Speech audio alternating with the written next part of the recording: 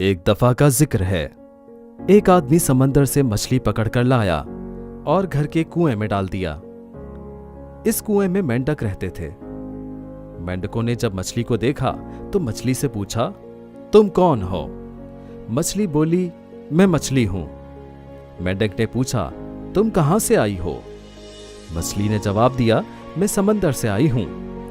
मेंढक ने पूछा, वो क्या होता है? मछली ने जवाब दिया, वो बहुत बड़ा होता है और उसमें पानी होता है। मेंढक ने पूछा, कितना बड़ा? मछली ने कहा, बहुत बड़ा।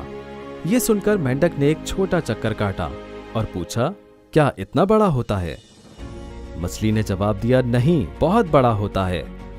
मेंढक ने अब थोड़ा बड़ा चक्कर लगाया और पूछा, क्या इतना बड़ा होता है? मछली ने जवाब दिया, नहीं, बहुत बड़ा होता है।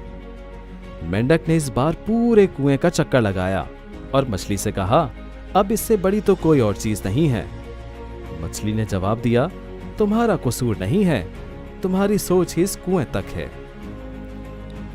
इसी तरह हमारे मुआशरे में कुछ लोग ऐसे होते हैं जिनकी सोच इस मेंढक की तरह होती है। वो समझते हैं कि उनके अकायद और नजरियात सबसे बेहतर हैं। ऐसे लोगों से बहस और लड़ाई मत करें और उनकी सोच पर मुस्कुराकर आगे निकल जाएं। इसी में आपकी भलाई है।